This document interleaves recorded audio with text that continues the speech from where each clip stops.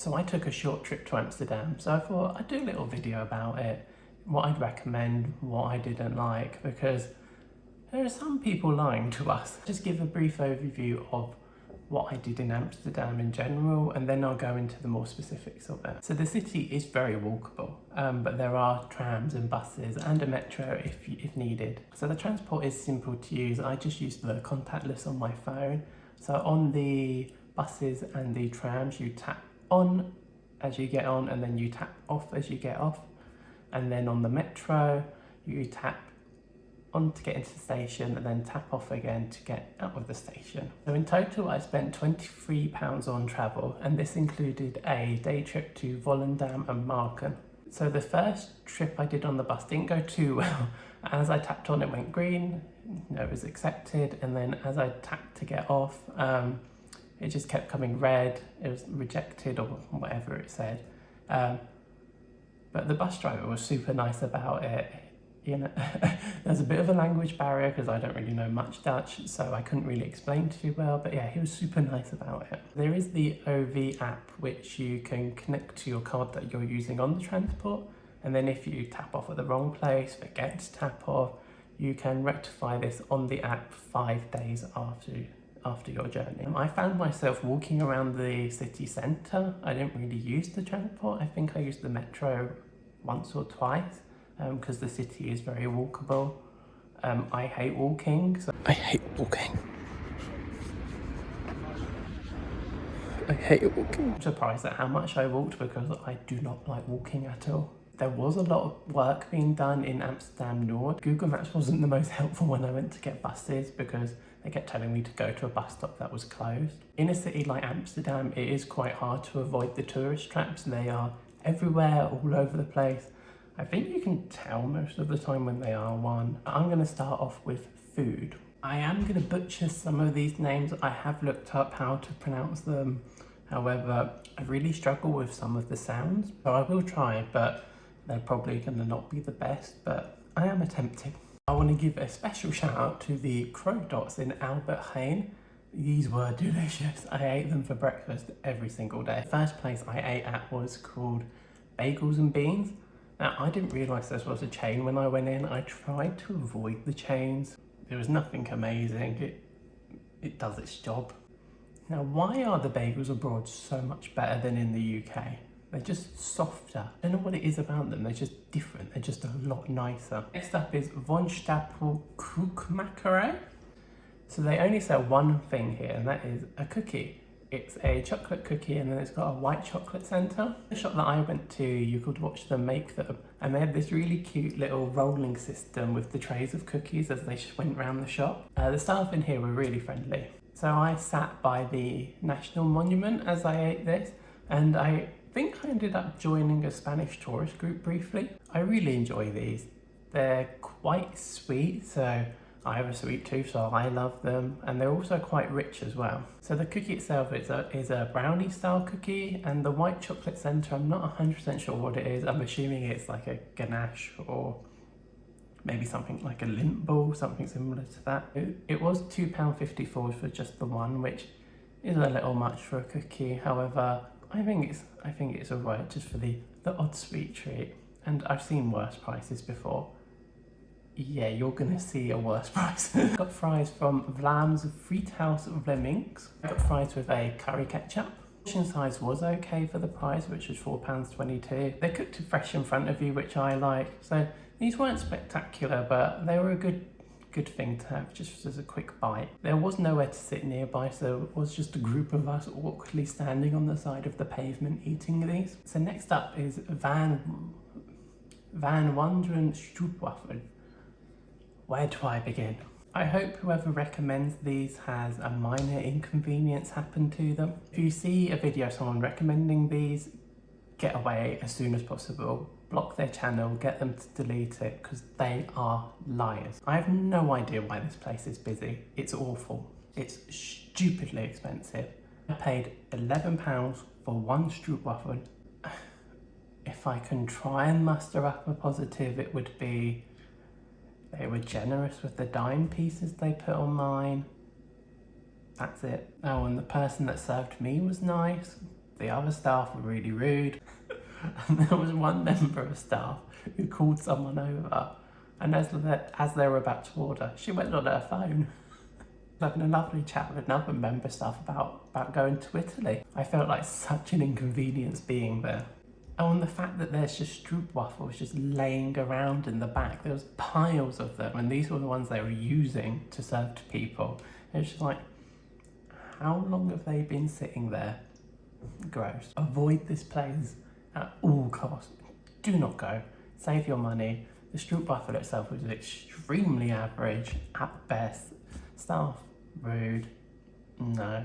Instead of wasting your time and money here, go to the Albert Kuip market. They have so much better stroopwafels there and a lot cheaper. Actually, that's a good segue to talk about the Albert Kuip market. There were lots of food vendors here. I only had stroopwafel. I kind of overloaded on them. I tried 3 different stroopwafel while I was there, and I definitely did have a favourite. So my favourite was Rudy's original stroopwafel.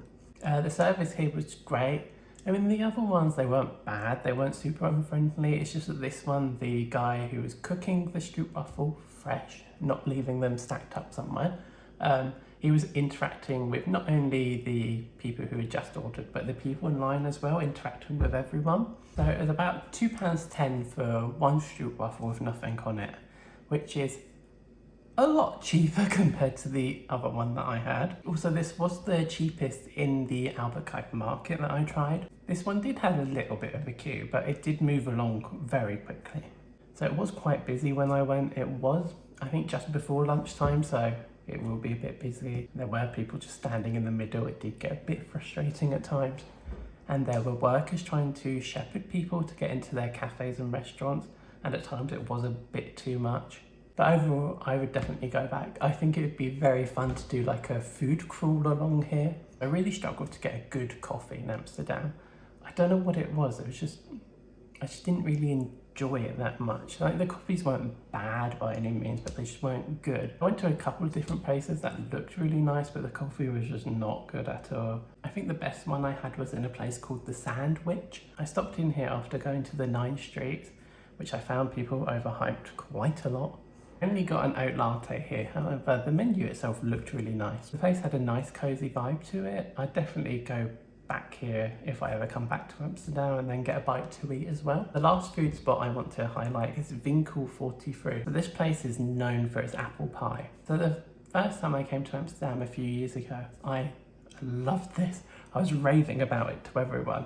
However, when I went this time, it wasn't the same. I found it quite disappointing. So it cost £4.15 for a generous slice, which I think is really good. If this was in London, I feel it would be double that. Now, when it comes to me finding it a little bit disappointing this time, I think there might be a couple of reasons for this. Number one is they could have changed the recipe, which I doubt they would do. Number two is last time I had it sitting in, whereas this time I had to take away. And then the last thing I could think of was last time I had it with cream, whereas this time I didn't. I think it felt a lot more indulgent when I had cream with it. Also, another reason I can think of is that I waited in line for it. I waited 20 minutes, and I think that just builds up the hype a bit for it. So again, I think that's another reason why I found it a bit disappointing. So if you do go, I would say have it in and get it with cream. If I were to go back to Amsterdam, I would go back there. I did enjoy it, it just wasn't as good as what I thought it was the first time. So the next section is things I did. Being in Amsterdam, it seems to be the thing that you have to go to the Tony Chocolonely superstore, which I did. While I was there, I made my own chocolate bar. I still think I have it actually. Here it is. I mean, I have opened it. When I went, there wasn't much of a queue. I think there was 3 people in front of me. However, I still waited in line for about 10 to 15 minutes. People were taking their time with it, and then people were doing multiple bars as well. I thought this was quite a fun experience. The interface itself was very easy to use, and you could actually see them making the chocolate bars in a little factory they had out the back, which was cute. So mine took 2.5 hours to make, which I think is relatively quite quick. So they also had a gift shop there as well. The prices of the chocolate bars are cheaper in the supermarket. So to do the make your own chocolate bar, it does cost £6.40 to do, which is quite a lot for a 180 gram bar. But I like the novelty of it all, so It is on the pricier side, but I'm on holiday, so I'm willing to spend that little bit more money. Next place I'm talking about is Ripley's Believe It or Not. It cost £19 for the museum, which is pricey. It was a lot bigger than what it looks like on the outside. There was 5 or 6 floors. There was a lift for people that can't do stairs. It did start off quite a bit naff. I was a bit worried, but it did get better the further it went along. So it had the typical kind of things for this place, you know, like 3-foot man, hairy man, 3-eyed woman. But they also had some cooler things as well. So they had like this tunnel that made you really dizzy. That was my favourite thing out of everything. There was also a scary part which showed you like torture methods. They had like little jump scare things in it as well. Now, I'm a wimp and I didn't really find this scary at all. There was a chicken route to avoid all of this if you want to or need to. It wasn't the most clearly labelled because the route led round into the like torture rooms. So the chicken route is actually through a door, which was extremely easy to walk past. There was an unintentionally funny bit where they had these really cursed images of singers. The Katy Perry one made me cackle a little bit. There's this picture of a singer and it took me ages to work out who it was. Who is that?